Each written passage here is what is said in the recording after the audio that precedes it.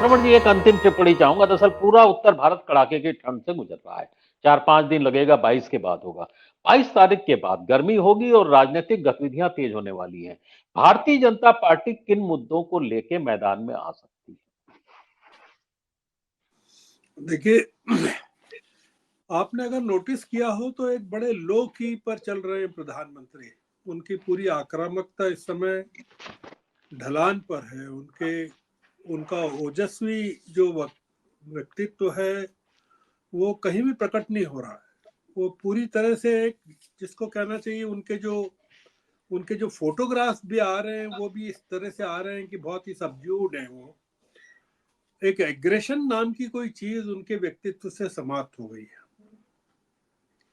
और वो इम्पैक्ट कर रहा है पूरी भारतीय जनता पार्टी को।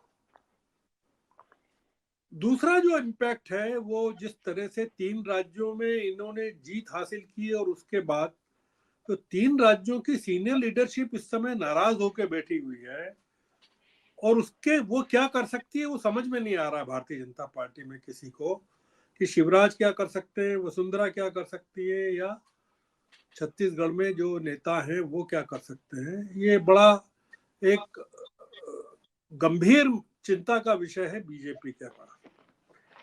मैं आपको अमरीश जी 2 चीजें कहना चाहता हूँ, केवल एक नई नई जो बात कहना चाहता हूँ। ईडी की कार्रवाई जितनी ज्यादा तेज होगी उतना इंडिया अलायंस को लाभ मिलेगा। पहली चीज तो ये आप पाएंगे कि लोग अब समझ गए हैं और लोगों में उसकी काफी व्यापक प्रतिक्रिया है।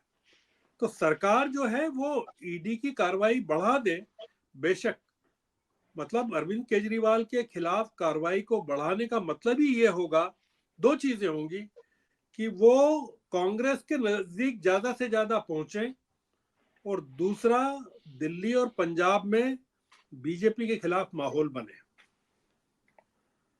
एक कॉमन मिनिमम प्रोग्राम की जो बात इन्होंने कही या और भी लोग करते हैं, देखिए इस समय एक ही कॉमन मिनिमम प्रोग्राम है कि सत्ता को हटाना है, इस सरकार को हटाना है।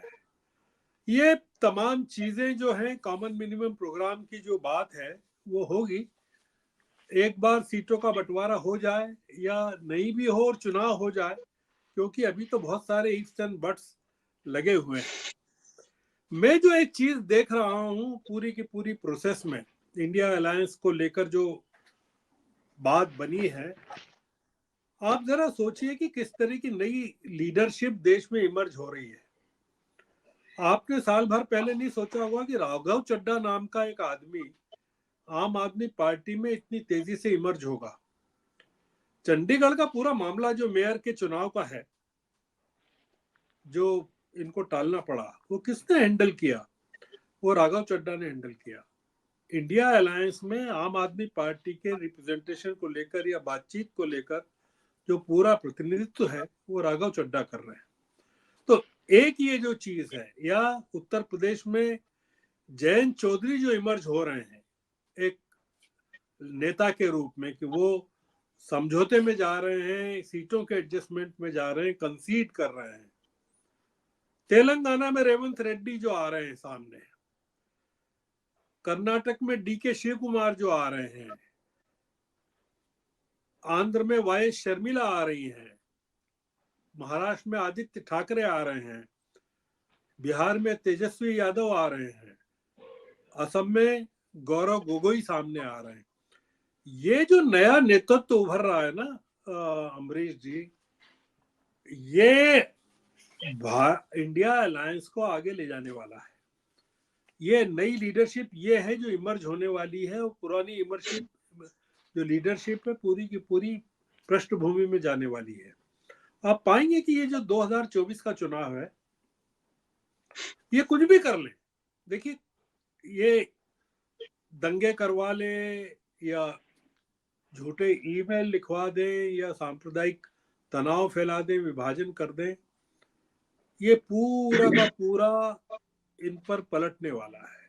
अगर ये ईमानदारी से शांतिपूर्ण चुनाव करवाते हैं, एक नए तरह का पोस्टरिंग करते हैं, तो हो सकता है कि इनको फायदा मिले। बहुत खिलाफ है अमरीश जी पूरा देश इस समय, और ये आप बताइए कि 7वीं बार जा रहे हैं प्रधानमंत्री महाराष्ट्र में।